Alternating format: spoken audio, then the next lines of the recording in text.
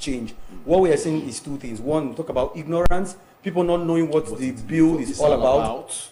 Two is mischief from the political class who ought to be aware, but because of their own personal aggrandizement or selfish aim, they tend to, twist the narrative. Now, one thing I think that is always causing this problem or causing this one is because this bill would seek to ensure that the VAT revenue sharing formula or distribution to states, as it is before, where you pull all the resources collected from VAT revenue and give it to the states, irrespective of what you produce. This time around, what it will seek to do now is that the states that produces a particular goods and services is giving what is due. Let me give you an example. It happened the other time when we were talking about, especially the northern states, why they not get to know exactly what it's all about. Because I see many people reacting to it, they've not even read it, they don't even understand because they are ignorant of it. And the few people who should know are using this thing as an avenue to political. Exactly, that's the word. Let me hear from quickly this topic. First and foremost, like my brother rightly said, it is a fantastic, it's an innovation. You see, we can't continue to swim in a notion of the old. We have to embrace a new format. You see, the issue of whether it is an act of ignorance, I will a little bit disagree with that.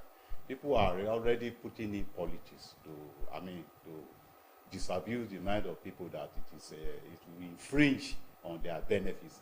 You see, we all know that we have been clamoring for to do away with total dependency on oil. Yeah. You see, we see oil as the only thing Nigeria needs to survive. No, there are a lot of ways a lot of means, and this is one of the means to achieve that.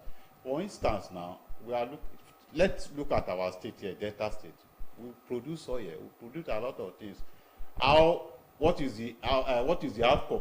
What are we deriving from it? We discover that even some states in the north that are not producing anything, even earn more than those that are producing. Yes. Those are things we need to correct. We need to be regional. We need to go stabilize it so that everybody will be happy with what we are doing.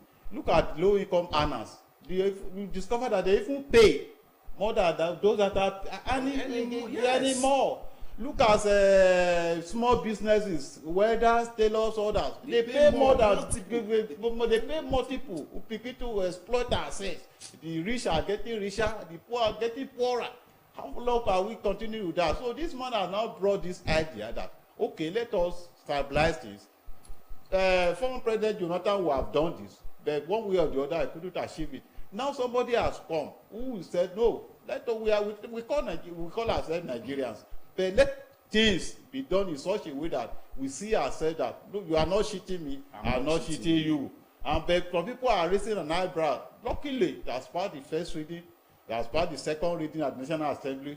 It is now left for public debate. So I'm very sure that at the end of the day, everybody will now realize that it's a good reform for us. How does this affect the average Nigerian? Let me give you a narrative. If you live in a resource-rich state, life could improve with better roads, schools, and healthcare if the government uses the money wisely. In these wealthy states, there might be higher taxes or fewer services unless they find new ways to generate income. Everyone would rely more on their state government for development instead of the federal government. In summary, the proposed tax reforms aim to share resources more fairly and encourage states to take more responsibility. While the current reforms don't give states 100% control yet, it's a step towards making states more self-reliant.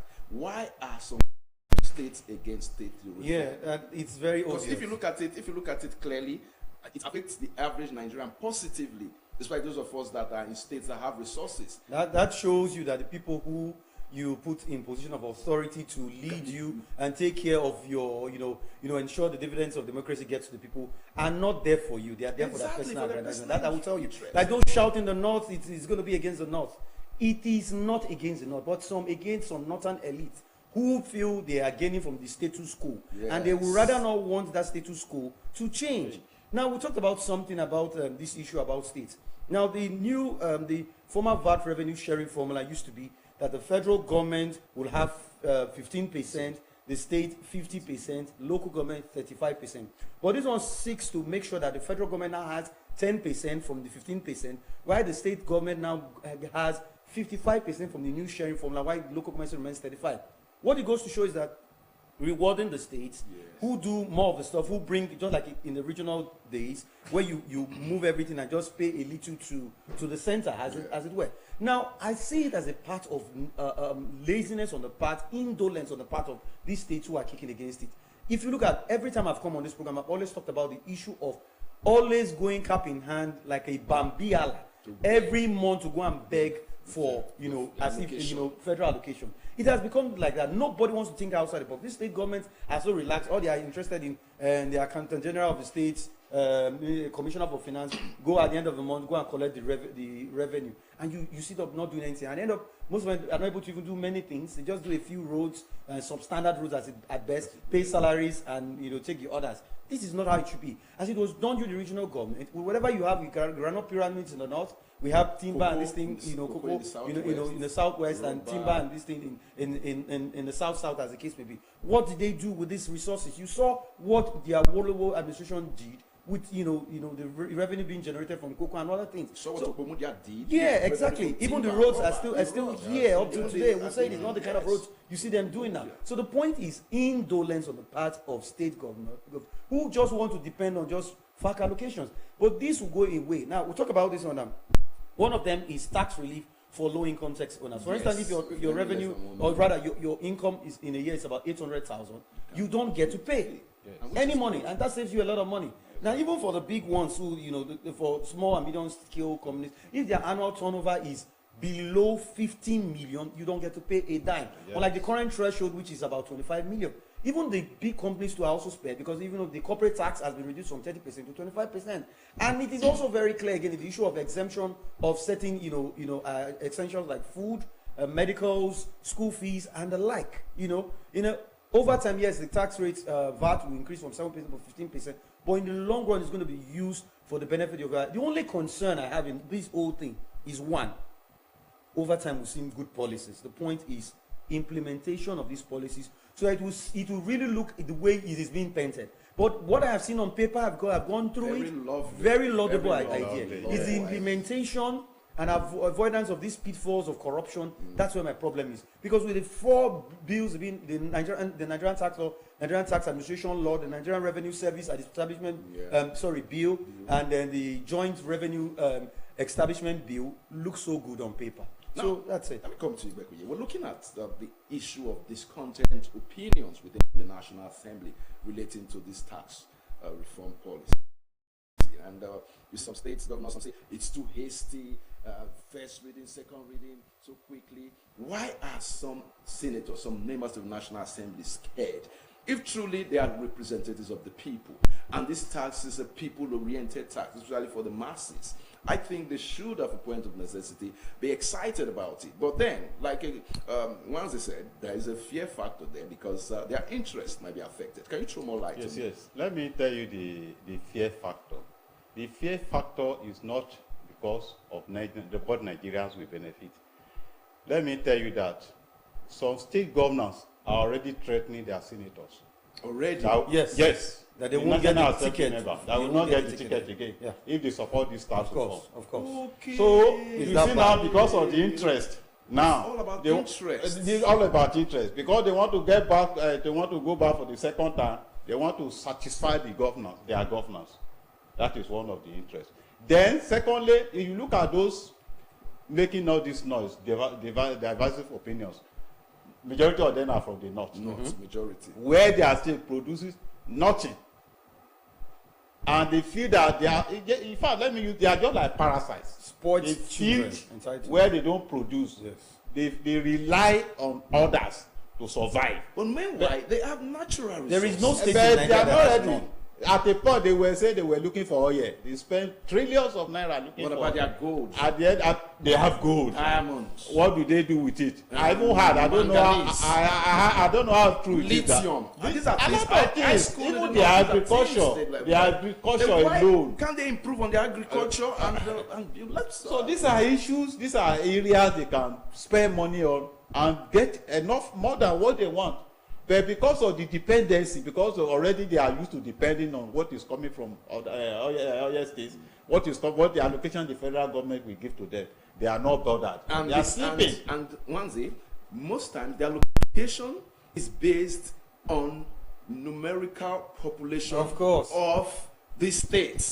That's why you have a state like Kano. Yeah. Have over 50. No, Kano is even good. Good. Kano is good. Kano is good because it's a municipal, it's Yes, very yeah. big state. We're talking about states like where it's like more like a state like Gombe. Yobe. You understand the point now? And that is why they will not support this census. They are already attacking in Dume. I'm really surprised. No, not on Dume. It's Barao, Deputy Senate President. It is Ali Ndume that actually walked out of this whole thing. Yeah. And what's his name? The person that I really respect much among the northern governors of Professor Zulum, Babagana Zulum. I was really disappointed. Okay. Yeah, I was really disappointed. Look at our screen there. We're looking at the distribution, and of course, you can see the southwest. They have a 278.2 billion. And all that, you can see the North Central, they contribute. Look at how much they contributed and look at how much they allocated. Now look at the North. Look at what they contribute. They get more than what they contribute. Look at Sasa that contributes almost 100 and that is billion. against, and that's against. Look at what they get and look at their 46 billion. And that is against the law. Look at North Central that contributes only 31 billion. And look at what they it get. does. And that is against. It's and that is against. embarrassing. I think it's very embarrassing. Look at Totally. It's totally embarrassing. So it's against equity, no it's against ramification. equity, and that's why you see the American, our kind of You democracy. don't give what you remember that what not having. You don't give what you have. You don't have it. So why would you be like? Let's pick on this. Yes, it's Yes. an entitled child. Look at Southeast now, for instance, the number 6 contributed 8 point something billion. Guess 29 billion. What is allocated to them? Yes. Look at Northeast. 12 contributed only 12. Billion. They are getting Get 34. And 34. Look at the South Side that produces much. How much is he getting? They're getting 46. 46. Look at North Central, 31. They got 34 billion. Billion. Northwest contributed 12, and they get 48 billion. Meshach, if you keep on looking at this, you get angry. Now, I don't understand. Now let's come back. Let's come back to the studio. Now let's look at this. Yeah. Wanzi, is it the Tinubu template for Lagos State when Obasanjo stopped allocation for about 30-something months to Lagos State, and the template of internally generated revenue as a supplement or as a replacement for IGRO? Did it go well? Is it something that, is this what is playing out in the National Assembly? Because I've noticed that most times when Tinubu does something, and when something hastily passes the first, second reading, you know that it's going to be some. Look, we have to give it to our president. For this time, like him or hate him, he's a political strategist. Whether we like it, I may not like him, I may not be his fan, but like his way of politics. Now, another thing that's blowing, like the issue I said about Professor Babagana Zulum, with due respect to him, I respect the man so much among the northern governors, but I was really disappointed with his views this time around. Now you are saying that Lagos State and Rivers State will be the beneficiaries, the huge beneficiaries of this bill. I said no. There is never a time you expect all the states to be equal. At all. It is what you bring to the center that you are supposed to be. You're supposed to be commensurate, revenue, allocation to those states who produce more. Yes. As it stands now, what you just showed me now, if you take this to the streets now, people will get angry. Yes, now that's why I use the word ignorance. I know why I said ignorance. No, you said so, and that's why I know. Some are feigning ignorance, but some are really ignorant. Because if they really know the situation on ground, people will get really incensed with anger. So the truth of the matter is that yes, they work with Lagos, and that's a credit to the Tinubu administration when he was governor. Yes, it was political. They had political brickbat between the Obasanjo and this. And what happened? For how many months they survived without federal allocation? Yes. What does that one tell you? It means how many states in Nigeria now can survive without going every month to go and survive for FAC? It's a $1 billion question. So if you cannot survive without FAC, you have no business being in government. So what it means is that for the governors, rather than complain and condemn the tax reform, is to ensure that they do everything they can to ensure that this tax reform is actually by the book, ensure that the thing is pro-poor, like the proponents have said, pro-growth, and that it is equitable, that you get what you want, you get what you deserve, and ensure that there are no corrupt practices in ensuring that this thing actually do, the way it is on paper. That is the main focus here. And you said something here. I looked at my diary the other day and I was looking at it. There is still state of veteran. There is no single state in Nigeria there's no mineral resources. I'm telling you. From that's what I know. feldspar, from coal, from Lithium, columbite, manganese, from cobalt, diamonds, diamond, everything we we have have everything them in this country. So why can't you look inwards, bring investors from Because outside they the are country? relaxed, and they are these northern oligarchs are still the same people So that that is own most so of you the see, oil just blocks. selfish reasons. There's no Let major me- reason. Let me remind you of something. Let's look at a state in Ondo here. Yes. You have for the past over 20, 30 years, bitumen has been wasting. Okay. Because of the fact that they get money from FAC, They are the relaxed. feds are concerned. And we have bitumen Trooping even in away. Delta. In Even Obongwa, people here. Igbodo, I think Latra, or there's one. Yes, Obongwa, that's we a have particular- large deposits of bitumen. yeah, And I was shocked when I went there and I met the exploration company. The federal minister for petroleum came and solid mineral resources. They came for the opening ceremony. I was the company. You know what they told me? They said that the coal mines in Enugu, that the explorers actually came to Obongwa first. But because of politicking, That's what we're and saying. that's when they left to Enugu in pre-independence time. Okay. And that was why they call Enugu the coal city. That the coal city should have been Anyocha North, or what do they call it? So it's shocking. And this is what we're talking about. It affects everything. Bureaucratic bottlenecks, red tapeism. These are the things that affect Even us. though you don't have natural resources, let us look at tourism. Tourism. You Tourism can is a get- natural It's a resource. natural resources. Tourism is. Develop what you have in your state. You get money. That's why I said people it's are going to Israel laziness. to do what? Laziness. One But- thing, because 1992, Dubai was a desert. You talked about tourism, that's what I want to reference. Dubai was a desert. Where is it today? It's the Okay. number one tourist destination. You can't even and catch up they with them. get over 400 and something Yearly, billion dollars yearly, from yearly. tourism. We're not talking of. So I mean, So we need, what I just need is, what I pray for is that let there be serious enlightenment.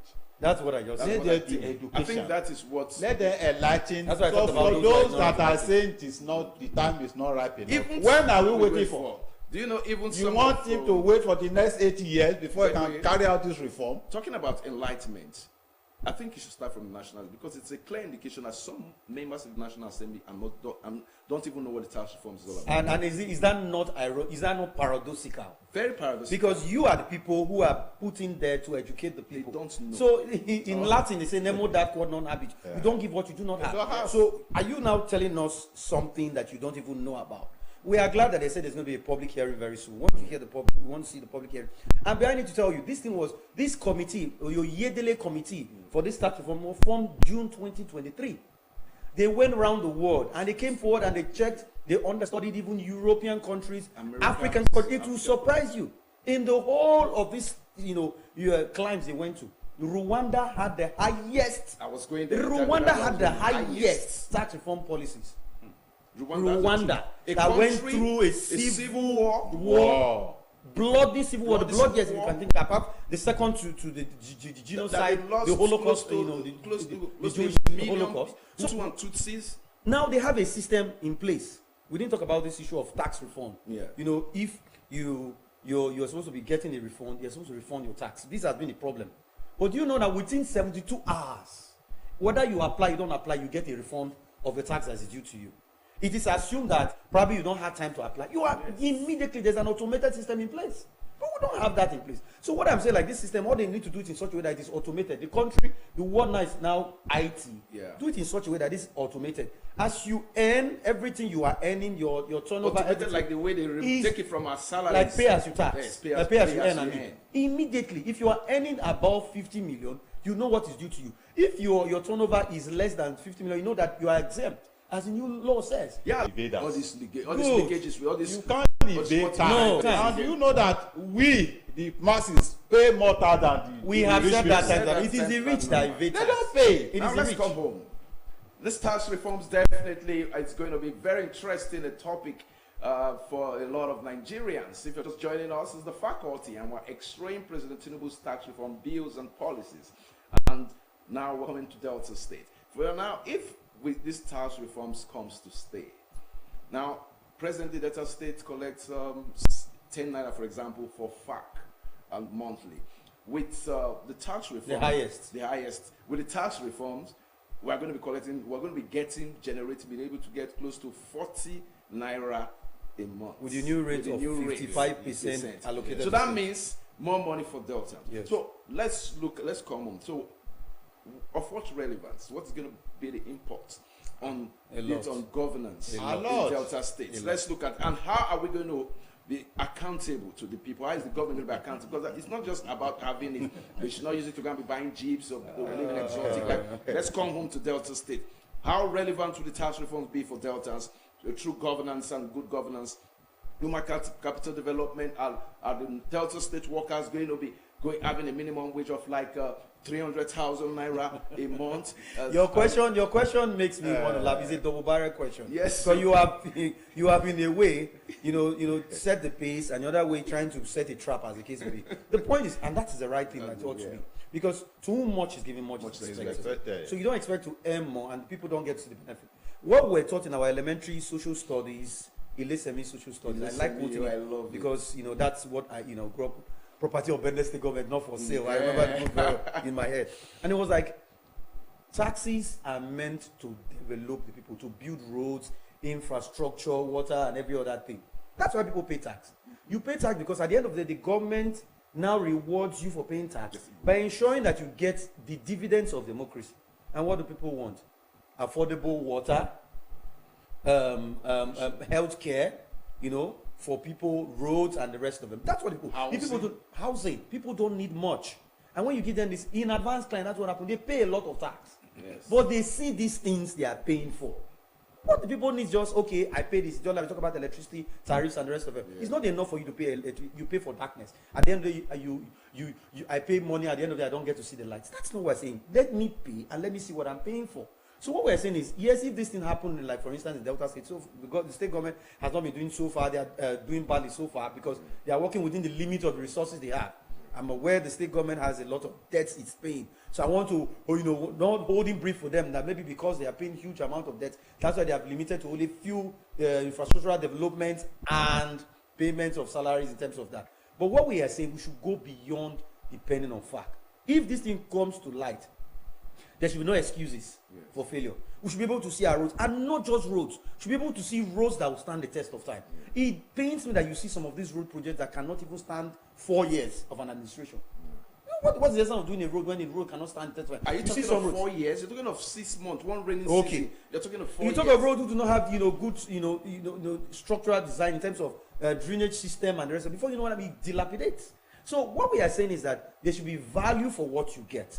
Same for Delta State government and every other state. If we get these resources, it is high time. Of course, they said there's going to be an ombudsman. It's part of this tax reform to be able to check, ensure that whatever you get is being put according to the system. So I think Delta State government or any other state, as it were, do not have any excuse. If this tax reform thing comes to light, and at the end of the day, we're able to get enough funds.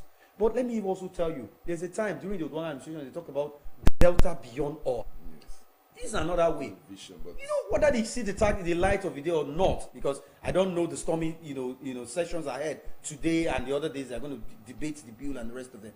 But the point is that state government should look outside the box. Okay, Bekwe. Yes, you see, you mentioned Dubai. There is nothing wrong if Delta becomes the next Dubai by the time this tax issue comes up. We are lucky now. There are no issue of pipeline, vandalization, this and that. We don't have any excuse. If you look at Delta State, apart from the fact issue, they generate much from IGR. Yes. They generate much from IGR. So we are looking at education where everybody will be used. In fact, free education, free textbook, everything like free. Like I just told you. Fantastic buildings, UPN, laboratory, everything. We are talking of 3 universities. We can have 5. Let's even maintain the one we have. Maintain the one you have to standard. Roads everywhere, tired. You see, and full employment. There's no reason why you say you are looking for a job, you can't get a job. Because when everything is being, there are not going to be revived. You understand? So if this issue comes on board, like you have said, we should come home, I think Delta State should be another Dubai. Wow. I think Delta State should be another Dubai. Let's look at the pros of, because if you look at this tax reforms, it's more or less looking like resource control. And in another literary narrative, it looks like resource control. So what are the pros for the states? And what do states that do not think they do not have resources like Delta, Rivers, or Lagos, that do not have resources like these southern states? I'm talking of the northern states. What do you think they should do? What do you think they can do and stop agitating the polity less? And yes, I must correct one notion, and it's very clear. No state, it's a big fat lie for any state to say they don't have resources. Big fat lie. God has blessed Nigeria in such a way that there is no state that does not have one, no matter how significant you think that thing is. And I can tell you that has an export value. All these mineral resources have an export value. Yes. All you need to do is just ensure you win investors to your state. Because one of the problems we have in Nigeria is the issue of insecurity. That's where investors. People are scared to come into a country or in an environment that is harsh, that the political climate is harsh, there's political instability or insecurity. That has been the bane of our development as a country. So what you should do as a state governor is to ensure that the state is safe for investors to come in. The ease of doing business, as it were, should be such a way that investors can say, yes, this is an investment hub. I can invest in this state. Nothing stops us. So there is no state that doesn't have that. So the pros are very, very clear. One, like I said, it reduces indolence from states depending on federal allocation. It makes them think outside the box. So let's look around, like you said something about tourism, which is very clear. Okay, we have this. You have Olumo Rock in Abeokuta. You have, what's it called? We have so many tourism potentials that are even in the UNESCO. You're going too far. Yes. Let's look at. Okay, let's talk about Delta State, for instance. Look at the Mongo Park. Okay. Where in a lot of history do not know where Mongo Park was buried. Or the London Brothers, Anchorage, and the rest of them. Look at the source of the River Niger. We cannot begin. We can go on and on. In Delta State. You know, I think it's high time. It's not just paying lip service. Let them go to other countries like Israel, where people go every year on pilgrimage. So understudy how these people. Israel does not have oil. That's what I said. Israel has a soil that is not even normal. Yes, but you see their agriculture because of the irrigation. They don't have water. They do irrigation. So what we are saying, go and understudy them. That money you go for medical trip abroad and all these unnecessary getting extra cool. Use it to go and understudy how these countries are able to survive without some of the things that God has blessed us with. I mean, sometimes I tell ourselves we are a country that is blessed yet so cursed. It's a paradox. We have everything, but we still have nothing. Because we have leaders who don't want to think outside the box and are so indolent. So what we are saying is that, like I said, it's going to boost disposable income to such an extent that the people, you and I, the man on the street, will benefit. It will eradicate double taxation. It will, encourage industries to be able to invest, private sector, to invest in critical areas, that will help the economy. So the pro outweighs, the cons. Let's look at some of the cons, some of the challenges that people are scared, especially the northern elite, are scared of, and why the fight? Because this is turning into a crisis amongst northern politicians right now, as they discuss moving forward. Because right now, you and I are here in the studio discussing, but I must tell you, behind the scenes of the members of the National Assembly, if you go to Apple Villa now, there's going to be a lot of midnight meetings to see that the voice vote does not, the nays should have it over the ayes, and that is the plan of a lot of northern rulers. So what do you think is the way forward in terms of the cons? The way forward is that not until we believe everything is not politics, yes, we will not achieve what we intend to achieve. You see, most of these people from the north, they still believe that everything should be based on when you play politics. And if you begin to look at like that, you will not achieve anything. And luckily for us now, we have a president who is determined. He has made up his mind. This is what I will do. And luckily too, we have the National Assembly, which is made up of the Senate and the House of Reps. The Reps lose to be determined to. Yeah. You understand? Even though some of the senators are saying no, it is not the right time. We should shift it, but some of the rest are already saying yes, it's a good reform which will be followed. It's a sort of resource control measure. So apart from that too, you see, these people are, to me, they are not well enlightened, or out of maybe they think that the South wants to, so but will get higher, we go higher more than what where they are. They are not looking beyond what they can do tomorrow. They still believe that what we have been doing 60 years ago is what we should continue with. So, and as such, we need to call them, in fact, give them proper education. Let them know the that citizens giving the National Assembly members. Yes, it has come to that. What a country. It has come to that. Mediocres. Yes, mediocres, charlatans. They are there. Charlatans. They don't want to. They don't want to reason more than where they are today. Line. So those are issues we are confronting, and they should know that even the fact. Let us ask them a question. The fact they have been collecting all this while, what have they done with it? If you look at the Delta State now, if you look at the population of Delta State, we are talking of immigrants. How many of them are here? Who are the people doing odd jobs? Who are the people causing this insecurity? Despite that they've been in power since, despite they collected this far since, what have they done with people? How have they empowered their people? How have they been able to share the fortunes of their people? These are questions, and they still want to be collecting fact, and they are telling us it's not the right time. It's truly not the race to them. It's unfortunate. Now, Umanzi, there was a storyline that was thrown by one of the northern senators. He said that why the rush for this tax reform bill, that they are going to make the mistake again they made in rushing to remove the oil subsidy. And you see, they are now trying to tie it along emotional lines so that Nigerians will react, to give Nigerians the false impression that this tax reform is going to boomerang on them like the pains we're feeling from the removal of the oil subsidy. But I stand to differ with that senator, because, like you said, ignorance is part of the game, and manipulative politics is what they are playing. Can you? Yes, a certain philosopher once said, when ignorance is bliss, it's folly to be wise. Yeah. And how do they say it? It is also very folly to cast pears before swine. No matter how you talk about this from now to tomorrow, this same set of people who get into office, who are so, as it were, elected or selected to go and lead the people because they got there in a platter of gold. No struggle, nothing, whatever manipulation and the rest of them. They feel they are entitled to certain things. Like you said, it's all about interest. It's not about people. You talked about it. Calculate Nigerians' independence from Nigerian independence to now. The northern, bloc has ruled Nigeria more. Yes. Now Buhari was there for 8 years. I say this without apology. 8 years of Buhari was like a year of a locust. Nigeria went from bad to worse. We are not saying Jonathan did well, but it became worse with Buhari, that the needed change that we were expecting. It didn't happen. And the promise he gave us. And we didn't hear any discordant tunes from the north. No. That is why I said it's hypocritical. Like I said, I am not a fan of President Bola Ahmed Tinubu. Not at all. But I must tell you, you could see that whatever is playing is politics.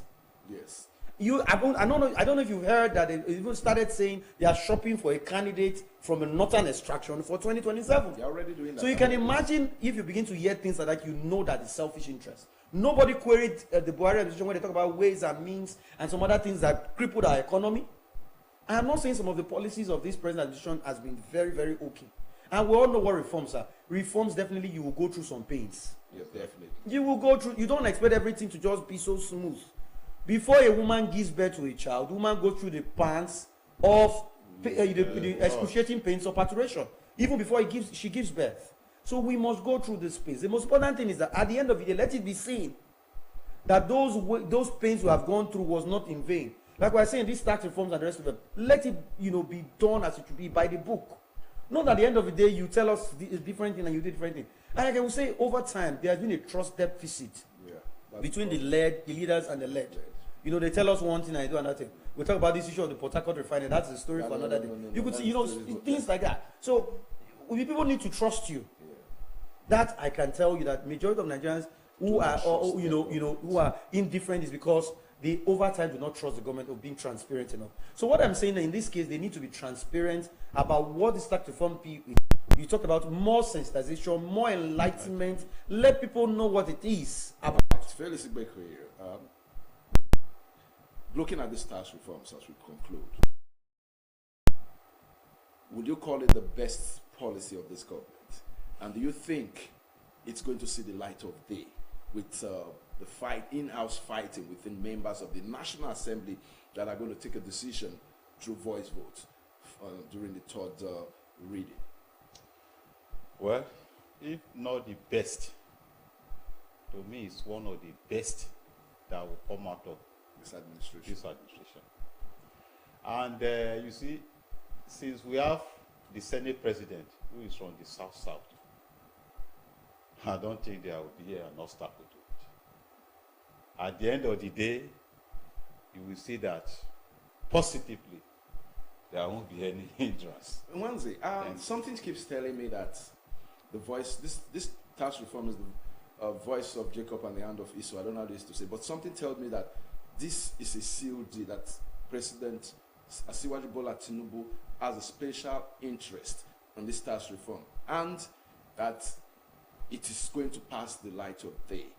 And I don't know. I'm not a seer anyway. No, I said something tells me that the president has an interest. And looking at the content, you've gone through the tax reform. I've read it on Google and all that. I was impressed. How impressed were you? I am, like I said, I'm 100% impressed. Like I said, what you see on paper is very good. Like I said, it's implementation that matters. That's what matters. So, seeing the light of the day, there is a possibility, because even before this administration, you saw what happened during the Buhari years, where you had the Saraki and the problem, and they ensured that they put I am not saying put a stooge there, and they had to put this other guy who contested with Tinubu in the primaries. He's now still in the Senate. What's his name? The former Senate President. Now, so like I said, he like him or hate him, Bola Ahmed Tinubu is a political strategist that has already ensured that he has already put his men in strategic locations. So the way the Senate or the National Assembly is, structured now, there won't be any problem. I can tell you, those few northern, elites that I'm making noise will end up being a Babel, of tongues. It will end up at the end of it seeing the light of the day, because, the interest is just general, the South versus the North, the way it's turning out. Yeah. The only thing is, if the senators or the House of Rep members put interest above nation, that is personal interest above nation. But if they are able to put the nation above personal interest, it will see the light of the day. All right, it's interesting to know that today's a topic on the faculty, extreme President Tinubu's tax reform bills has been an expose. I want to appreciate my discussants. They've done total justice to this one. I appreciate you, Henry Nwanze. Thank you. And of course, Phyllis. Always a pleasure being here. Yes, always a pleasure. And we're sure going to be coming away some other time with this. I want to say a very wonderful afternoon to all our viewers who have tuned in to this very wonderful topic. May the tax reform see the light of day. Good afternoon.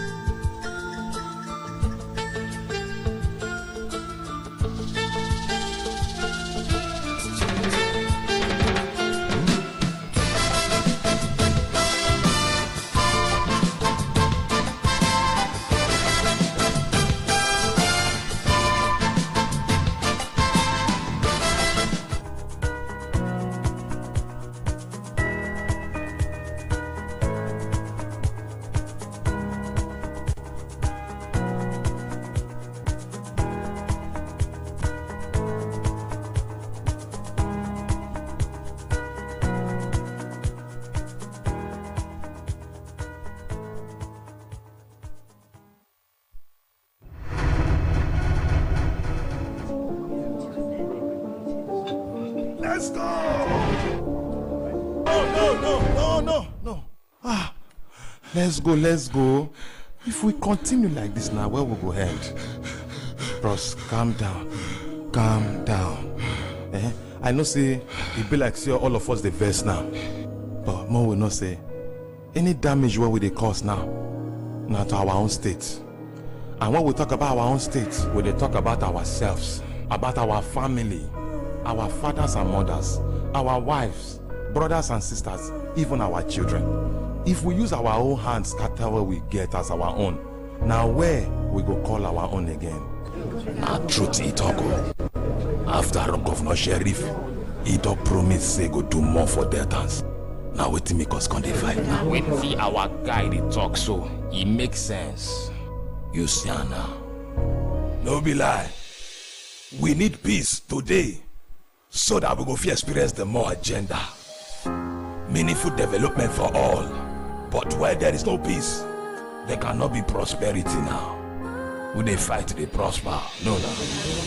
No need for the fight. Now peace and unity. Now we want. It takes peace to experience more. Together in peace and unity, we will experience the more agenda. Brought to you by Delta State Ministry of Information.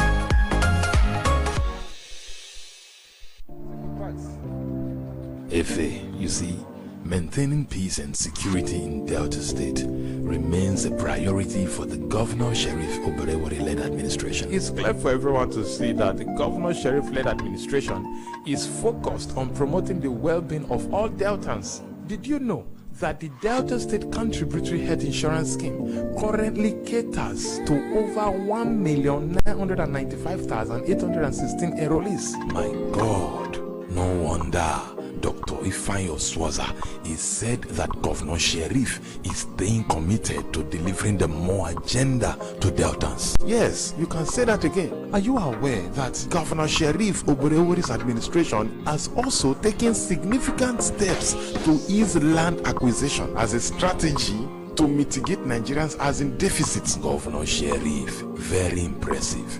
He's not just focusing on one area, maybe just health or peace and security. Is making sure that all areas experience the more agenda. Even when the Osun State Governor, Senator Ademola Adeleke, inaugurated the completed Okpanami-Buza bypass, he said he was particularly impressed with the performances of Governor Oborevwori in 1 year of his administration. Of course, it is clear.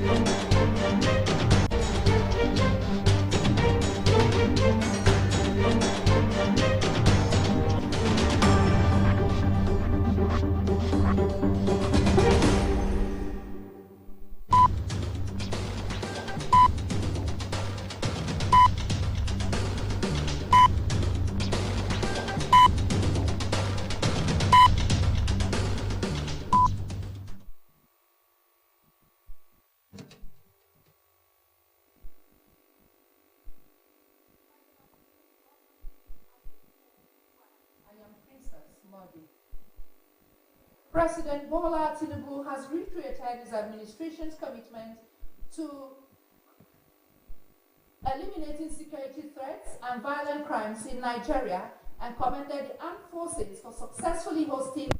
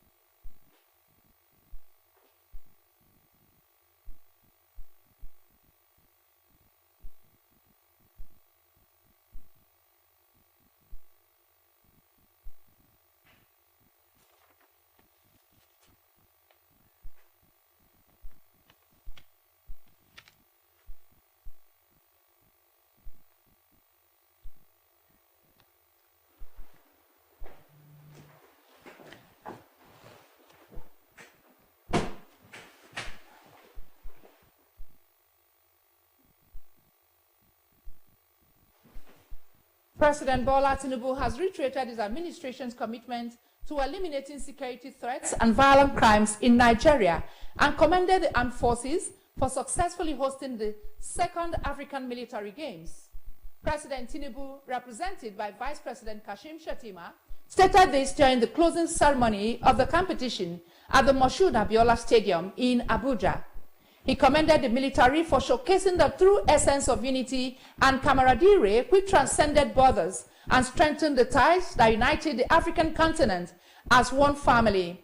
President Tinubu said the event was more than a display of athletic prowess, noting it was a celebration of collaboration, excellence, and the military's collective determination to addressing shared challenges. He emphasized the importance of unity and the strength that came from collaboration, adding that events like the African Military Games promoted physical, mental, and emotional.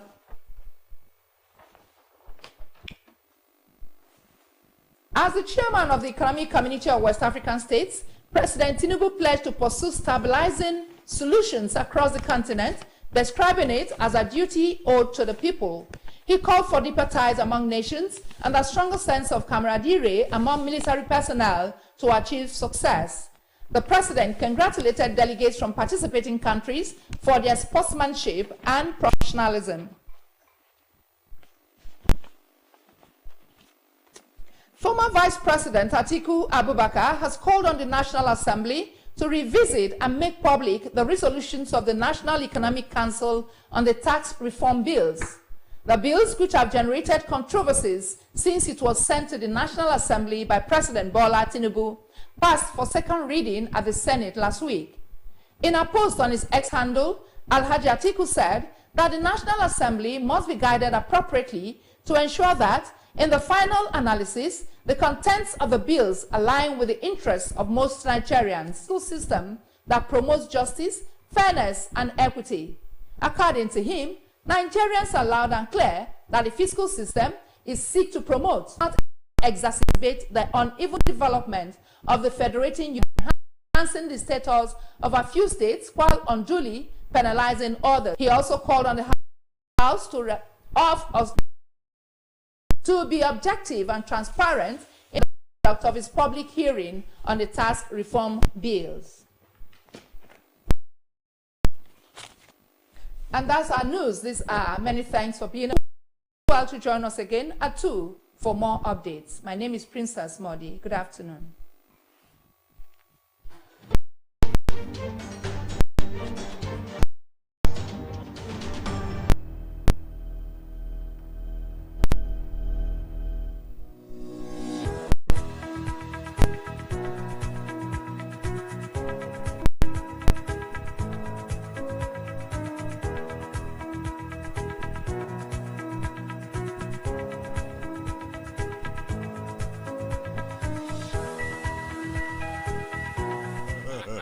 Why they stay so? Yes. Governor Sheriff, they do roads. That's why, yeah. He not only they do roads, so they also they do drainages to make sure say the roads where we go they get for Delta, no go poor. Me and you know say Governor Sheriff, they ready to give Deltas the best. Yes. He talk now before he enter power. As me and you they talk so, Adakbrasa road. Adakbrasa now, where you take they go they meet that girl. Which one? That girl will say she not go fit marry you. Okay. Governor Sheriff don't rehabilitate Adakbrasa road. Yes, so. It's just about 1 year where Governor Sheriff enter power, so him don't start and complete different projects. Some of them he rehabilitate them. More agenda, of course. Yes, so. You see, this thing when Oga Peter they talk so. Now truth, just about 1 year in office, with different projects, and they still they do more.